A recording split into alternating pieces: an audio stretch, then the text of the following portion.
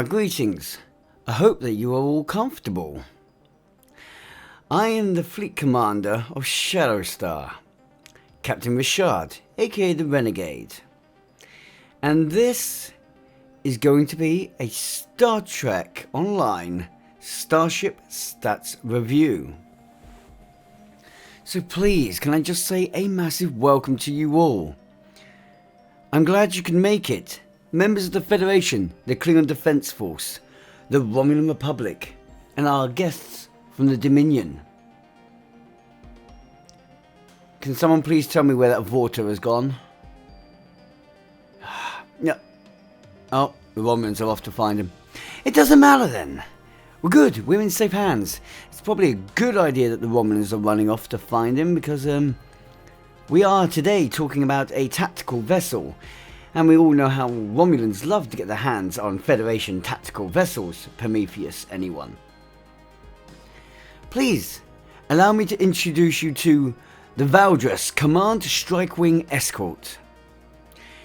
And with that, can we please give a thank you to the name that I cannot mention because YouTube does not know how to translate it correctly. It's a maiden name, YouTube, it's not a slur. Dante Demonic, Skyhawkings, Tribal Typhoon, XG Blackbird, Travis Games, Spike, and Captain Rig. For their incredible generosity and support of the channel, which has helped to make this possible. Thank you for your support of the fleet, and I'm glad that we can have you here. Now, it is also, I think, right that I give a thank you to Augment Dictator Games. An incredible guy who has made incredible content on YouTube and has always been a source of inspiration for me ever since I came across his channel. There has been things that have happened. It saddens me. I will be honest. Star Trek Online is worse off for what has happened. But I will always honour the name of Augment Dictator Games. And I have to say thank you, Oggy, because you're the guy who recommended this version of demo record I'm using now, to make things look cleaner and more crisp. So, since I'm getting such an agile boost at the moment, perhaps negatively impacting my ego, sizably making it worse. Let's get on with this.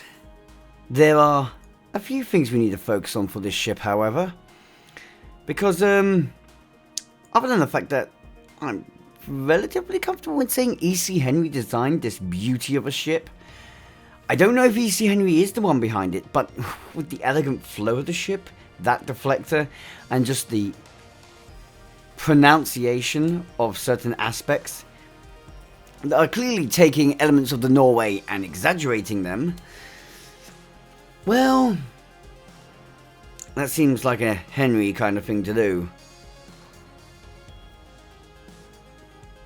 Huh.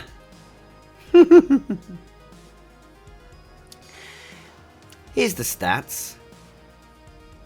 They're very lovely, aren't they? Again, taking a page out of Oggy's book, I am going to strongly advise to you guys that, well, when acquiring the ship, always remember that this ship has a fleet counterpart, and that fleet variation will sizably be better. Now, I do advise getting your hands, if you do desire the ship, on the Zen store first, as that will make acquiring the fleet variant cheaper, as you will only need one fleet module instead of 5. You will also have access, as a result, to the console and trait, which in this ship's case, unlike the Hathaway, I will get to that review shortly, I believe. Yeah, this ship is in a bit of a better box. Even if it's pets are flipping massive. Yes, not entirely sure what's going on there. Back in, people, back in. But no, seriously. I've had the stats on screen, slightly off screen for a second there, but back on screen again. Well, here we go. Remembering, first of all, stats-wise, I'm going to actually start with cost. Because that's technically a stat. A 3,000 Zen ship, £20 sterling if you speak English. And, well, that means within its normal bundle, which is around about £50 sterling to get a hold of, 7,000 Zen when not on sale, it doesn't sound like a great deal. But in the command carriers bundle, you do gain access to the Hathaway as well as the Valdras. Both ships are quite amazing ships. You get their fleet counterparts as well. Why? Well, you get both Zen Store ships. You get 2 fleet modules that will allow you therefore to acquire the fleet variants. Of course, as long as you also have the 20,000 fleet credits that are required, I believe it is. Yes, 20,000. And you gain 4 elite upgrade tokens, or X upgrade tokens, should I say, and 4 dock space, or additional dock space, for your little fleet of ships. Meaning you could have all 4 ships if you wish. But, like I said before, I would strongly advise that once you have this ship mastered and leveled up, removing the Zen Store ship and having the fleet variant as it is stronger.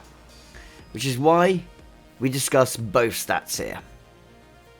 The Valdres and the Norway Command Strikewing Escorts are tier 6 Strikewing Escort type ships. Duh. Strikewing Escorts are not exactly a bad type of ship. They do have access to experimental weapons.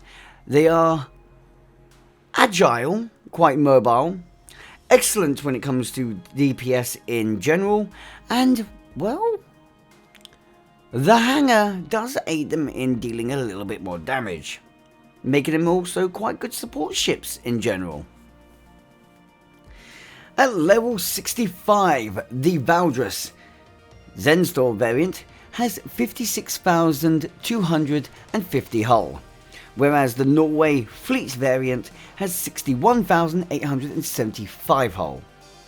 The hull modifiers respectively are 1.25 for Zen and 1.375 for Fleet, with shield modifiers of 0.9 and 0.99. I think you can guess which way round that is. Their turn rate is 14, their impulse modifier is 0.18, inertia rating of 60. Their bonus powers are plus 10 to weapons, with plus 5 to engines and auxiliary.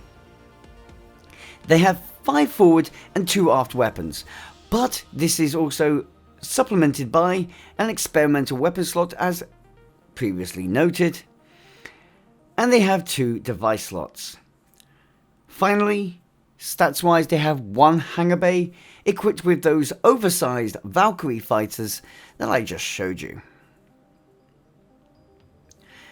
Now please keep in mind that if you wish to get the fleet variant of this ship without the Zen Store variant, it will require 5 fleet modules instead of just 1. However, unlike with the Hathaway, I would strongly advise against it. You do want to go for the Zen Store variant to have the bonuses that you gain via that one, in my personal opinion. Not saying you have to do it, but it's a good idea. Oh, I should have probably mentioned as well, you can equip dual cannons on this ship, but I think with it being an escort, you all just knew that.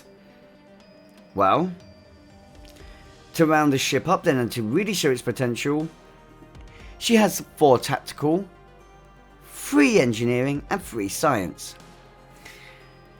And here I am again, like I am with the Hathaway, concerned, or was, should I say.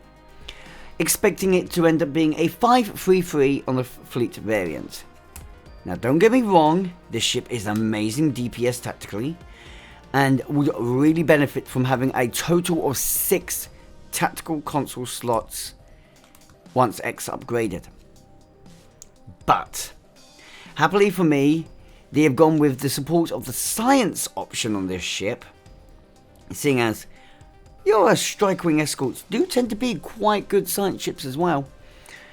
And they gave her an extra science slot, meaning the fleet variant has 4 tactical, 3 engineering and 4 science, giving you the option to either go to 5 tac, 4 engineering or 5 science, depending on how you want to utilize that universal slot.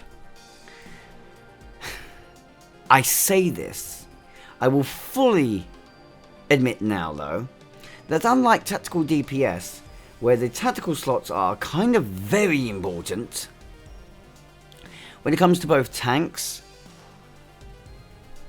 and science builds, EPG and specifically supports overall, nowadays the number of engineering and science consoles versing each other doesn't really matter as much. Tactical consoles will always matter in a tactical build, but whether you're going tank or support, you can generally find that you can utilize the console slots of engineering and science in quite a versatile fashion. I do acknowledge though, if you are a whole tank, engineering is still incredibly important. Now further up, before we completely wrap this ship up on its stats wise, we have her bridge officers. These I am happy with. First up, well, there are no ensign slots. I'm going to hit something in a second. I do apologise about that. I had to deal with work messaging. Piss off! Yes. Sometimes when your admirals start contacting, it can be quite awkward. But when it's lieutenants and ensigns contacting, that just drives you nuts. What was I saying? Oh yes, bridge officers. There's no ensigns.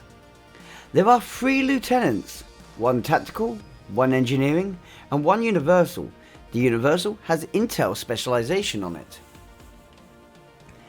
There is a lieutenant commander science, and then finally a commander tactical with command specialization, which leads to me to being in a really funny spot with this ship. Now,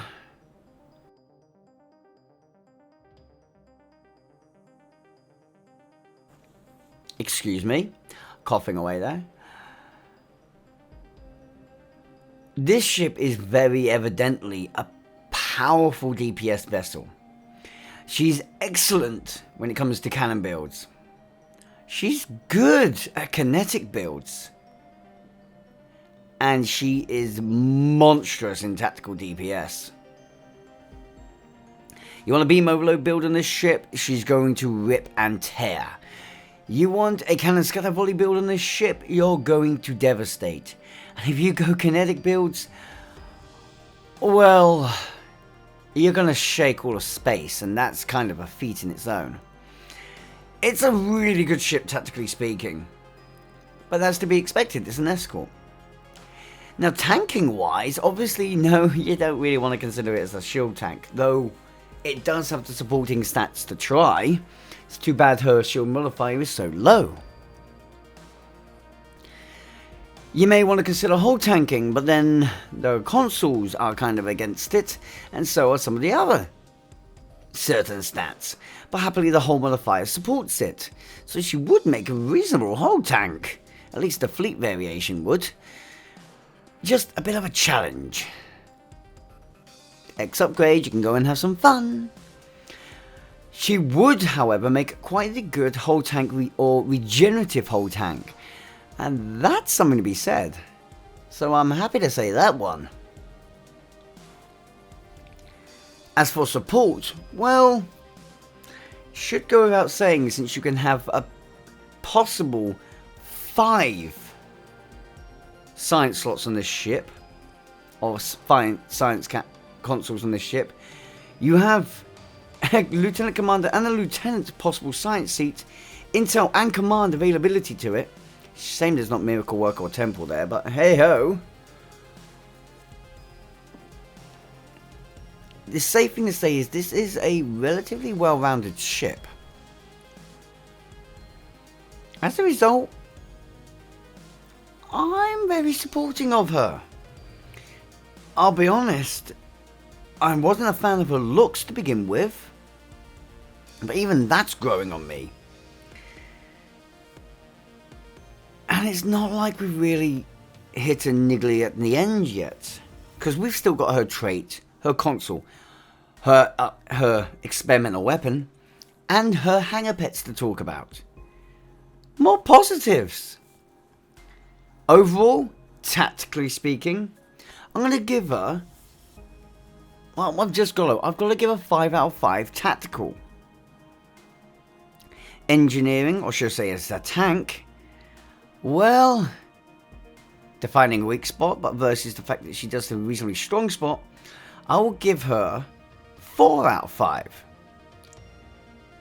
Because I'm impressed. It's a tank. It can, well, sorry, it's an escort that can tank if you know what you're doing.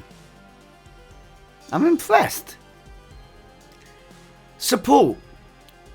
I will give her 4.5 out of 5. And generally speaking, I am giving this ship a little bit of an extra nudge up, but that's because it's a Zen Store ship and not hiding around in a lockbox or Crimenes area. Yeah, you can see how that goes with me sometimes. So let's now talk about the other aspects that we're yet to see.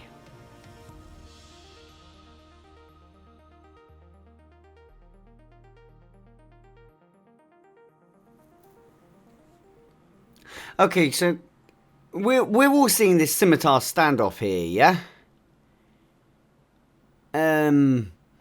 Borg assimilated scimitar versus, I'm not sure which one. Just looks like scimitar to me. Oh, they all look the same. What? Ha! Oh, that probably crossed the line somewhere. But seriously, look how beautiful this ship is. It is growing on me. You know what else is growing on me? Oh yeah, they didn't have to. These constructive, deconstructive field interface. Tractor beam steals shield and energy drains reduce resistance. Now, before we go any further, let me just bring up something here. I have tested these, okay? Just to see how they work. Now, I think there may be a tiny, teeny, weeny bug. Because, first of all, tractor beam, it seems to scale. Okay? So, if you use tractor beam 1, tractor beam 2, or tractor beam 3, the effect it has seems to scale up with the tractor beam. But it doesn't scale up equal to the scale up of the level of tractor beam you've used. And also, strangely enough, it triggers with some tractor beams, but not all tractor beams. Like that certain trait that launches plasma torpedoes when you use tractor beam. This one triggers if you use the multi-trajectory tractor beam, but doesn't trigger if you use the tractor beam that you get with this ship, the heavy pulse tractor array. And strangely, for some reason, it also triggers with the grapple. But I'm not sure if it was meant to trigger with the grapple. I've not reported it because I kind of liked that it did. But that's besides the point. The point here is that this is a really good trait when utilized correctly. It allows control builds to have additional elements of drain build built into them. When using Tractor Beam Bridge Officer abilities, you drain your foe for minus 1095.1 shield from all facing shields and grants you 192.8 shield for all facing shields per half second. Note, the drain effect scales. Not only does it scale with the Tractor Beam apparently, but it also scales with your drain boosting. So, whatever your drain stat is, that itself will boost the effects of this trait. Which is nice, it's really effective. You then also have the secondary effect. If you're utilizing energy drain, Bridge Officer abilities, you will reduce your primary target's kinetic and phaser damage resistance by 15 for 20 seconds. Now here's the thing. A lot of people are going to be so pissed off that that didn't say kinetic and disruptor. But let's be fair. This lays the groundwork for a Klingon ship to be released. Cryptic. Yeah, you hearing me? Release a Klingon ship with a Klingon version of this trait, and it would be reduces primary target's kinetic and disruptor damage resistance by 15 for 20 seconds, and that would be really useful to a whole lot of types of DPS builds, specifically energy. Seeing as I'm not sure exactly if it's true, but tactically speaking, Disruptor seems to be superior to Phaser. Says the guy who primarily runs phasers. That's besides the point. I just prefer phasers, okay? Honestly,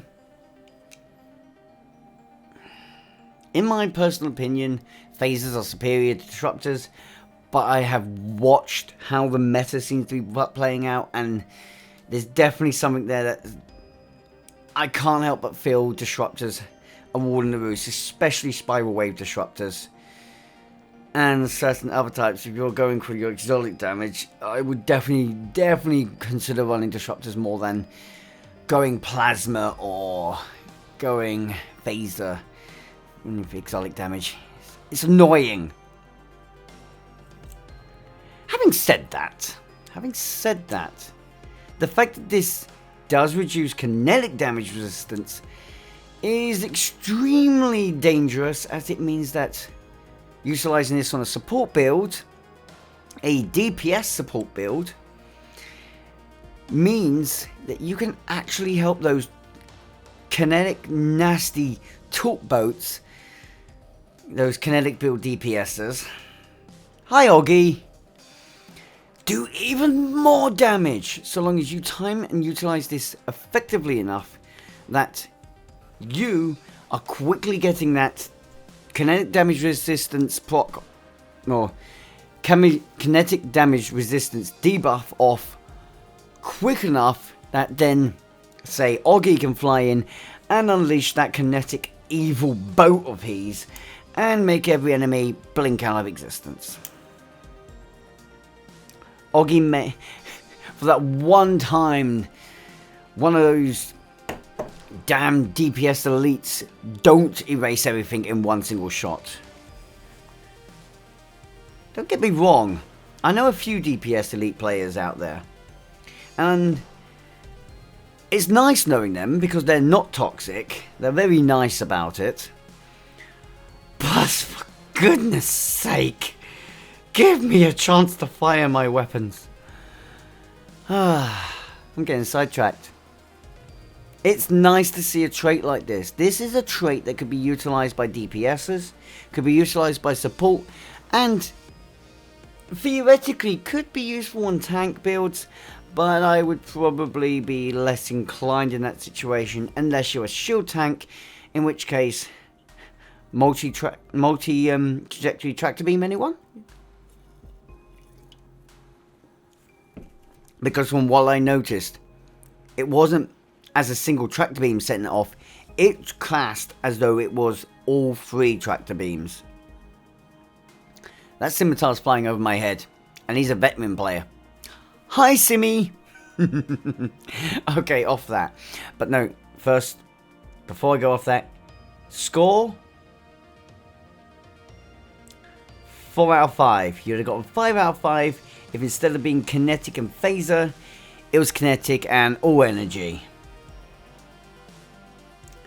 Or if it had been just kinetic, but boosted it from 15 to 25. If they'd done that, that'd have gotten 5 out of 5 from me. So, over here to the heavy pulse tractor array. Now, honestly, at first I didn't think this was all that good. Until I started seeing how effective it was. However, guys, I do need to let you know now, it is currently bugged. Hell, you could have a tractor beam coming out of the front of your ship and acting like a cone to the arse of your ship from the moment you've used this console, just because it doesn't seem to turn off. But it has deactivated. It's just for some reason flashing behind you. Scarier still, although sometimes when it deactivates, it will disappear. It can continuously stack, not disappearing. And I think I got it up to what looked like 10 times of it not disappearing. And it just turned the back of my ship into this white cone mess. Or bluey white cone mess. It was insane. But bugs aside, because what new introduction to STO is complete without a bug being included? This has the passive ability of plus 24.2 bonus damage for tractor beam bridge officer abilities, and plus 24.2 to Starship exotic particle generation. Please note that first bit of bonus damage does not help this console. It also does not help any other forms of tractor beam console, so do not expect it to be useful for them. Now, the heavy pulse tractor beam, it's got its uses. It will pull a foe in, quite drastically so. It's almost like the forced challenge in strength. And then it will push them into another foe for kinetic damage with a 360-degree arc to this tractor beam.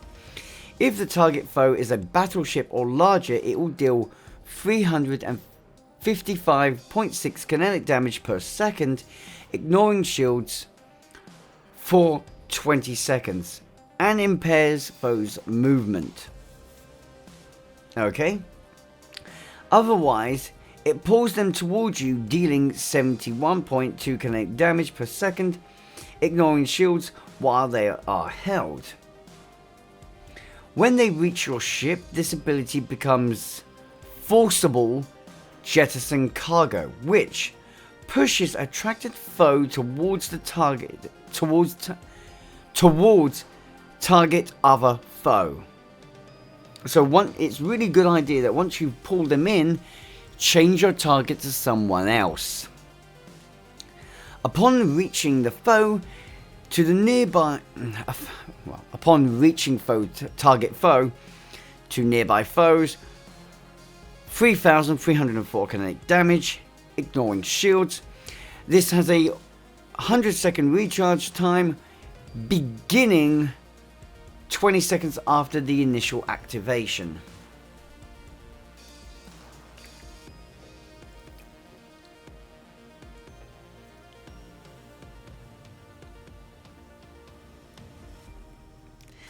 Pretty good in my opinion. It deals high damage against battleships or larger. Well, I say high damage. Decent damage. And yes, your control expertise does affect this console.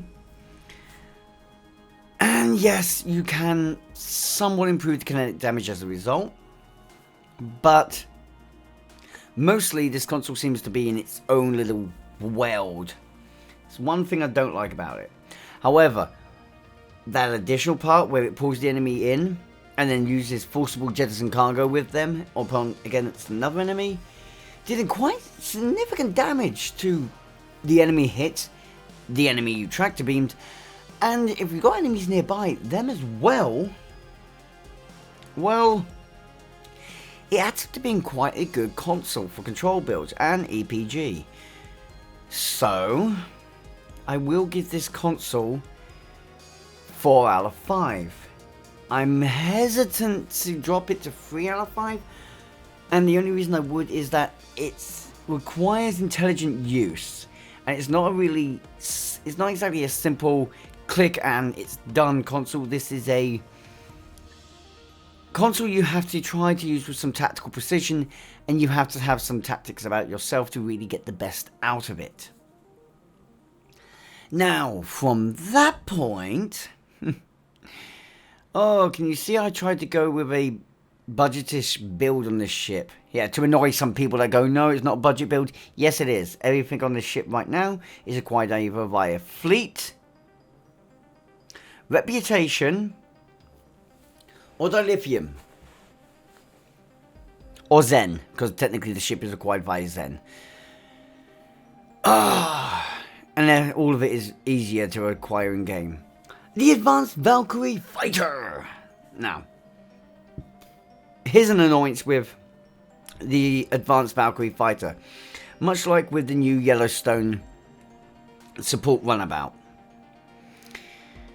I don't really need to show you the other variants of it that you can get, either the Elite or the Basic, because, well, I can tell you it really easy. The fighter squadron weapons are pulse phaser cannons and photon torpedoes. This does not change between any of them. The fighter squadron abilities are torpedo high yield and torpedo spread. Depending on level, depends on whether it is 1, 2 or 3. So annoying! Now happily, I misread these when when I was doing the actual testing of the ship. I misread it and thought it was like beam overload that he actually said. I was like, hang on, beam overload doesn't work with pulse cannons. No, happily because it's torpedo spread and high yield, you actually get some really heavy output from this ship when it's, well, sorry, from these fighters when they want to start slamming the enemy. They're also really damn strong, so I do quite like them in action. My only problem with them is the fact that, well, there are still some better options. Now, I'm not 100% sure if I would say that they're fully better, but the Advanced Alliance Fighter Squadron, I do feel like they do slightly better DPS. The Section 31 Drone Squadron, for me personally, definitely is better and more effective to use. And, well, I might as well bring it up as well. The Advanced Mirror Universal Shuttlecraft. Unfortunately for these new runabouts and the fighter squadron, these shuttlecraft are better support pets. And definitely better support than the Yellowstone, and that's annoyed me. However, the Yellowstone do make for good hill ships, so if you are building a hill boat, I know, strange that I would bring that up because most people won't even consider that in this game, but if you are building a hill boat, the advanced support runabouts come very much in handy. If you're building for a specific escort duty, the Valkyrie fighters, however, are really good. I think I just saw Ragnarok. Okay. Pet score. I'm not really going to give it. I never really score the pets. I am going to score Mjolnir though. So, first thing I need to let you guys know in here is that it standardly comes with the modifiers of accuracy slash damage, or damage slash accuracy, and then where I currently have damage, it would be crit X. I have re-engineered it to be damage and crit hit, crit D. So this is what I did to it. At basic level, this is a reasonably strong weapon, hitting around 5,000 electrical damage. But I fully upgraded it now to Mark 15 Epic. And we can see that it will do a 2 kilometer AoE at target of 7,299.8 electrical damage. I really should have been down to get the base stat for this, but it's there. It does have a minus 9.1 to weapons while this weapon is firing. And, well, happily it still benefits, as many other weapons do, from certain boosting, such as my ambush boost. Ha! All things said, I'm quite happy with this weapon. Now, it's not like it's taken the place of anything super powerful. The Solenoid Wave Impeller is still the strongest out there. Some of my personal favourites are hitting in similar grounds to it, but not quite. We have the Terran Repeating Warhead Launcher. Honestly, if you're going kinetic builds, then I would say the Terran Repeating Warhead Launcher is superior to Mjolnir. But again, it has its own weaknesses to it. The Experimental Railgun is one of my personal favourites and has been for a very long time. As you can see, it does hit very damn hard and is very quick to do so. Its only real weakness, in comparison, is whether you want to hit multiple targets or singular. The straight nook and cranny I have to give to this one here is, well, look at the damage differences. Mjolnir is able to hit multiple targets, but hits slightly less damage. The Experimental Railgun will hit harder, deal kinetic damage, so if you're on a kinetics build, it still benefits with you, and has that shield penetration. However, it's a lot easier to resist kinetic damage, where electrical damage, there's not as many ways to defend against that, giving Mjolnir the edge here. As a result, as much as I love the Railgun, and up to now, the Railgun and the Solenoid Wave Impeller are my two go-to favourites, I have to be honest and state that Mjolnir now takes the second place spot, in my personal opinion. For some of you guys, it may be different, depending on your builds.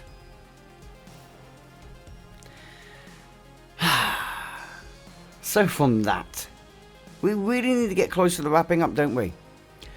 But, oh look, it looks like he has landing gear. We've got something to look at first. Docking time.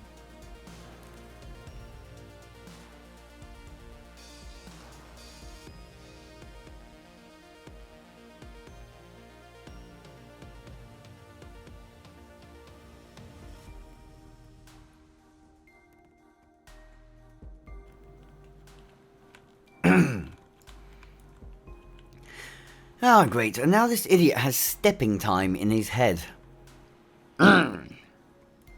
Customize. Continue.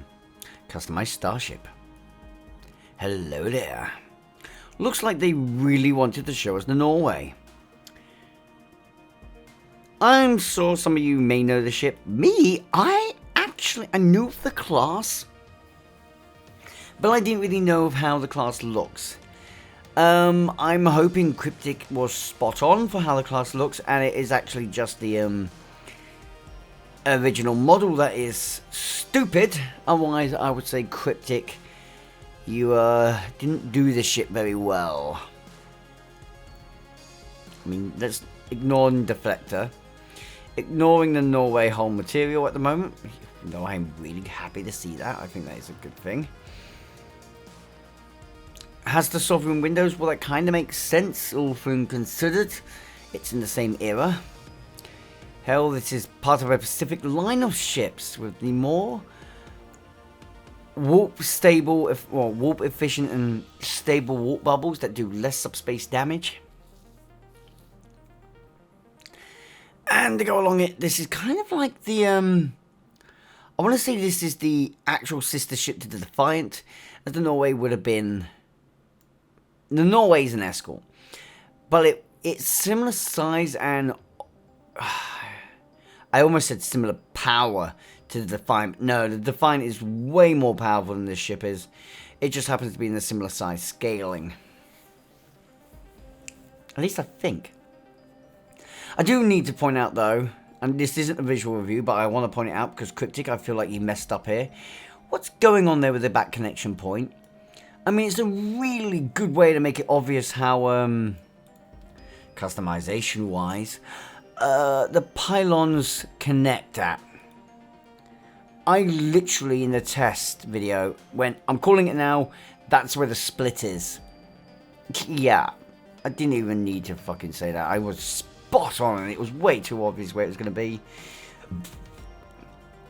You make it way too obvious on the Norway itself. In fact, the Norway is even more obvious than it is on the Valdras.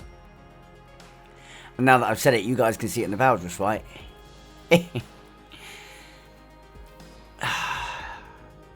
I don't know who actually designed the Valdras, but whoever it was, you did a absolutely beautiful job of this ship. Look at the smoothness in those curves. Absolutely excellent job. I would have liked to have seen more opportunities with modifications or... Sorry. Would have liked to see more customization options. I almost said torpedo module at the back here, but that's... I have a feeling that when they do the legendary Akira... Because, come on, they've got to do it. The legendary Akira is going to end up similar to this ship. Because let's be fair, the Norway... the Norway is literally a scaled down Akira.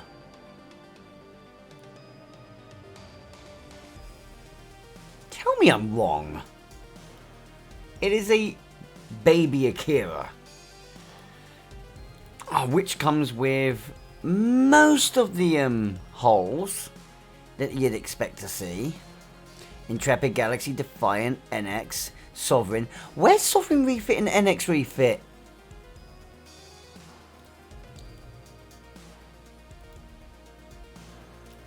I think a beat was missed here and I'm really pissed off about it.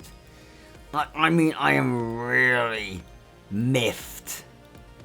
So, Cryptic, could you go back to look at the ship, please, and go, oh shoot, we are missing some of the whole textures.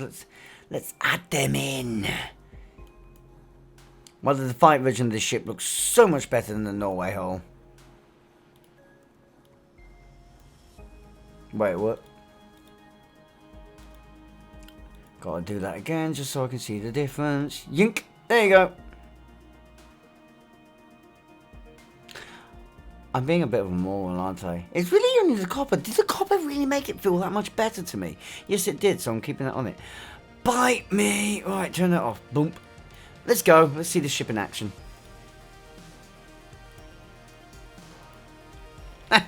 Yeah, customization score from me. 2 out of 5!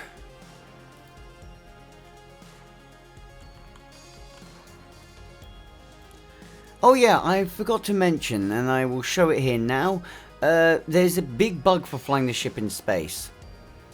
Like, a huge one. If I do this, and I'm fully zoomed in, you can no longer see the ship. Yes. Do that, and as you can see, it's sort of... It's, the camera point is not where it should be. It can be forgiven, it's not exactly a bad thing, it is just really annoying. But hey, maybe I'm a bit too picky on this kind of thing. We're heading for the Fronz system. We're going to test the ship here, have a little bit of fun, don't slap ourselves straight into the planet. Yink! Or the star. That helps. 2. Don't mind me just slapping myself in the head with a knife. Kids, don't try this at home.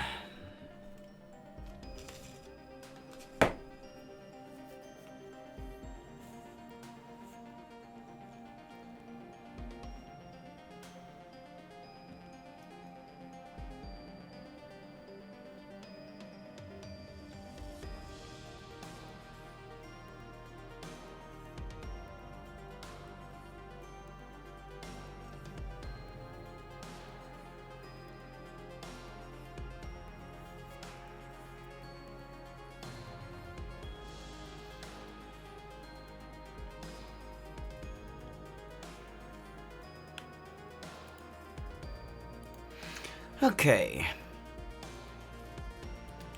See if I can take these guys down without overdoing it too much. Ba ba ba ba. Yeah, this is me though. Whack 'em! Good, they're down. Right, that didn't take a lot, did it? Let's get a lock on you and see if I can bring this up. Keep an eye on the combat log, because here we go. Donk.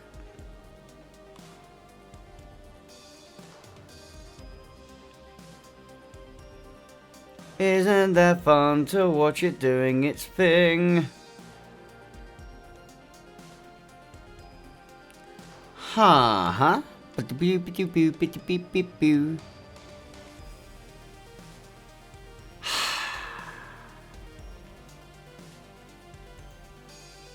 So annoying. You know, one of the most annoying things you can get in these games is when they introduce something and then they break it themselves. For example, I saved that loadout, but the loadout didn't save me. Oh, fuck you.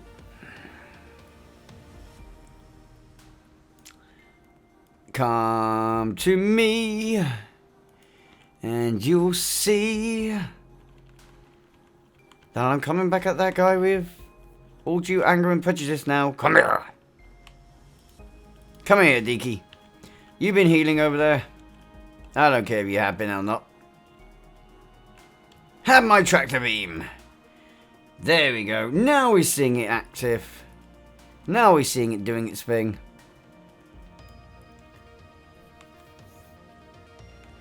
Ba ba ba ba ba ba ba ba ba ba ba ba ba ba. Was that nice? Tractor beam 1.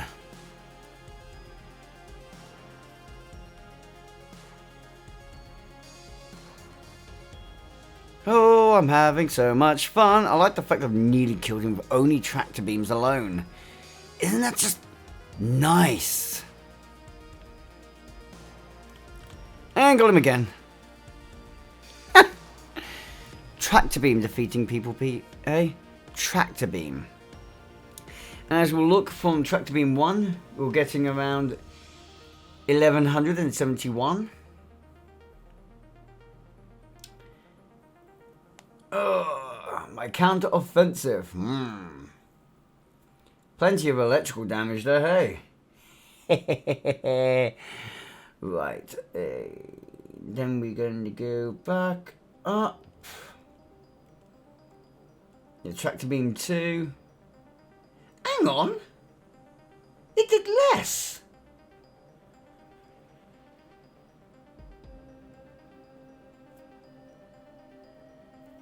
I wonder what was going on there.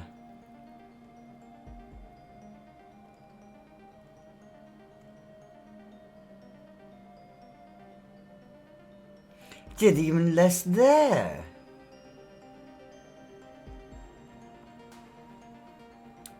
Interesting. Oh, hang on. Tractor beam 2 picks up and it gets into the higher mounts again.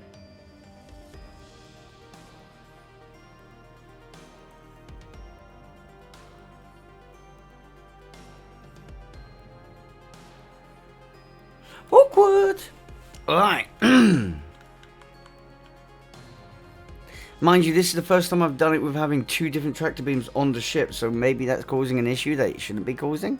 I have no idea, but that's awkward, and now I'm wishing I saw that in testing. Oh, that'll teach me. Anyway, we're going to have to blow up this Galor. I think this Galor's the next target. Hello. Anyone want to see what Mjolnir does on this ship? I love the fact that it's not even fighting on me yet. Eat Mjolnir! Look at that damage. Nice little punch. Punch this. The ship has so much combative power, it just eats ships alive when you go for tactical DPS with this vessel. Now, I'll come after you. Actually, I'm going to come after you hard. Come after you first. Hopefully they won't come up and jump in, because I do want to take a brief second to go boom away. And out you go. Nice and easy, eh? Oh, look, here they are. They're all charging about. He got sucked in.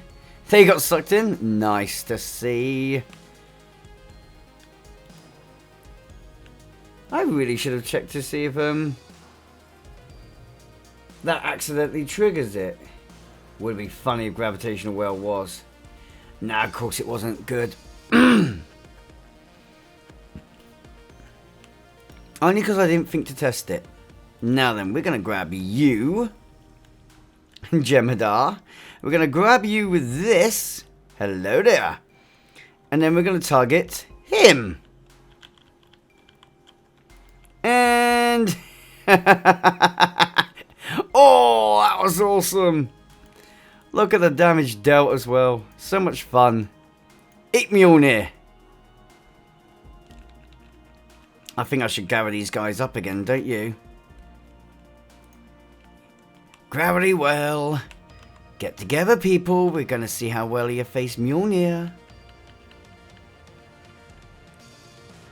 And we have another Mjolnir. I love it when it sparks up and hits harder. Gonna get you. All these anomalies. I just love my anomalies. Whoops. I've not fired a single proper weapon yet. Why not? Oh yes, I forgot. I'm supposed to show you guys what the Valkyries can do, aren't I? Ah. Here, enjoy 3 Valkyries. Just doing their thing. Don't expect that guy to last very long. Be a really mean idea of me to launch even more Valkyries. Oh, this is why I'm not launching extra Valkyries.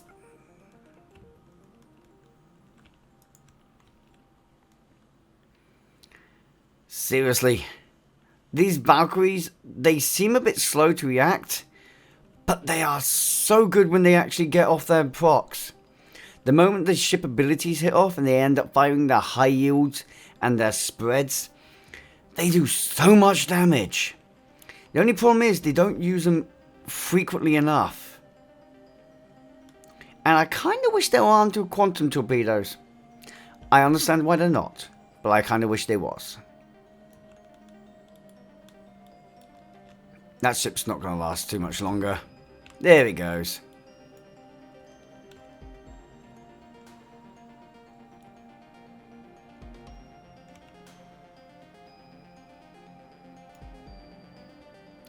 Can we be fair? Those Valkyries are brilliant. And I'm glad to see them in the game. It's about time they turned up, but I'm now really hoping they bring a certain other squadron in. Does anyone remember the game that had these Valkyries in? Apparently you can see straight through the cockpit on... Anyone? Anyone else seen that? Well, that's a glitch. First of all, I would love them to give us this as shuttle pets to have. Release this in the Zen store for 1,000 Zen. I'm still going to buy it as a shuttle. Just saying, I would. But there's a defiant looking version of these fighters as well. And I would love them to release that one. Give us it, Cryptic, come on. Hear my pleads for greater ships. And a butt wagging in my ship's face. But with all this being said, guys, wrap up time. Conclusions. My conclusion is as simple as this. It's an excellent ship. Great tactically speaking. Brilliant fighters come with this ship, so well worth picking up just for the fighters alone. Though, admittedly, it's more if you want great escort fighters. Honestly, I used to like the Castillos, but the Valkyries just way overtake the place on that one. I feel like this ship's got great versatility about it, despite being a strike wing escort, which is nice. And it leads to me giving it the final score of 4.5 out of 5. So close to getting that 5 again, much like the Hathaway was. But what is stopping it? What stopped the Senka? It's really good at what it specializes in. But it's just missing that little extra nudge to put it in the air of perfection. I'm sorry. I really am. If it wanted to reach the air of perfection with me, I would probably have actually sacrificed some of its support potential and amped DPS to the level where we had a Lieutenant Commander tactical instead of a Lieutenant tactical. And of course then the Science would have to drop its ability by 1. But we have got a really good ship here. With an absolutely amazing trait, console, experimental weapon, shuttle pets. Lord, technically if I do it in comparison to the Senka, which I did give it a decent score, mostly out of bias for my science carriers, if I was not being biased and in the same vein, this ship would have achieved that 5. It is a good ship that I recommend to anyone who wants to get into escort ships. Yes, there are definitely some better ships to get into if you're trying to fly escorts. The Adamant is an absolute must-go for. That one gives you the quantum experimental weapon, the quantum launcher experimental weapon. So, one of the great weapons I advise is there. The railgun, as I was bringing it up, that one comes with a Cation escort. Now, I wouldn't exactly recommend that one as the go-to nowadays, because it's gotten a bit older now. But it's still a good ship. And of course, you could go for the Sabre. That's another good one. But I can't say, and that's the good thing, I cannot say that the Adamant and the Sabre outclass the ship that much that this ship isn't a great entry ship. And I can't say it outclasses this ship that much that this ship isn't a worthwhile choice for a DPS player. I'm glad about that. When a new ship comes out now, it's got a lot of competition in the tier 6 area, and this ship has come out, I would say, in an appropriate fashion. It's great that it's a Zen store. It's great that it specializes in DPS. As far as science and tank goes, yes, I would recommend her as a support ship. Yes, I would recommend her as a science DPS vessel. And you can tank with her, but I'm not going to say to those players in those areas that this is a go-to ship. Honestly, if you want to side DPS, I would definitely more say check out the Spearheads, especially if you're introductory to side DPS. Go for the Spearheads. This ship is more for a side DPS player with some more advanced knowledge. Same for tanks. If you want to tank with it, it's more if you have advanced knowledge. I wouldn't really...